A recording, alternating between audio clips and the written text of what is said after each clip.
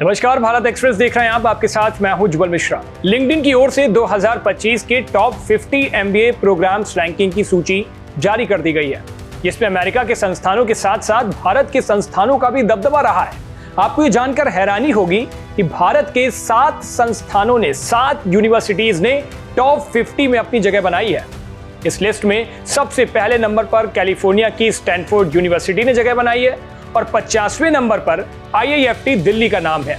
वहीं टॉप 5 की बात करें तो Indian school of business Hyderabad का नाम आया है। 16वें नंबर पर IIM कोलकाता और 17वें नंबर पर IIM अहमदाबाद का नाम आया है। 20वें नंबर पर IIM बेंगलोर ने जगह बनाई है और 26वें नंबर पर IIM लखनऊ का नाम भी आया है। IIM कोलकाता के नए निदेशक प्रोफेसर आलोक कुमार राय, जो पहले लखनऊ यूनिवर्सिटी के कुलपति थे, उन्होंने पदभार संभालते ही संस्थान में कई बदलावों की शुरुआत की है। उनकी लीडरशिप में कोलकाता का यह प्रतिष्ठित संस्थान अब ग्लोबल नेटवर्किंग, लीडरशिप डेवलपमेंट और इंडस्ट्री कनेक्ट पर जोर दे रहा है। प्रोफेसर राय का यह मानना है कि भारतीय प्रबंधन संस्थानों को अब सिर्फ पढ़ाई तक सीमित नहीं रहना चाहिए, उन्हें वैश्विक स्तर पर, ग्लोबल मार्केट पर प्रतिस्पर्धा के लिए भी तैयार रहना होगा। दूसरी तरफ हैदराबाद विश्वविद्यालय भी लिंक्डइन द्वारा जारी की गई 225 टॉप एमबीए प्रोग्राम्स की रैंकिंग में शामिल है। ये इस साल 2025 की लिस्ट आई थी, जिसमें टॉप 50 यूनिवर्सिटीज को, दुनिया भर की यूनिवर्सिटीज को चुना गया था, सिर्फ मात्र 50 यूनिवर्सिटी। और भारत जैसे देश के लिए यह गर्व की बात है कि 7 यूनिवर्सिटीज, 7 संस्थानों का नाम इस रैंकिंग लिस्ट में आया है। वहीं अगर बात करें इस विश्वविद्यालय की, तो इस विश्वविद्यालय के कुलपति जिष्णुदेव वर्मा, जो राज्यपाल भी हैं, उनके नेतृत्व में विश्वविद्यालय निरंतर आगे बढ़ रहा है। उन्होंने हाल ही में आयोजित अपने 25वें दीक्षांत समारोह में छात्रों को संबोधित करते हुए कहा था कि मानसिक विकास ही मानव अस्तित्व का अंतिम लक्ष्य होना चाहिए। विश्वविद्यालय ने इस साल 1717 छात्रों को डिग्रियां प्रदान की और 242 PhD की उपाधियां दी गई हैं।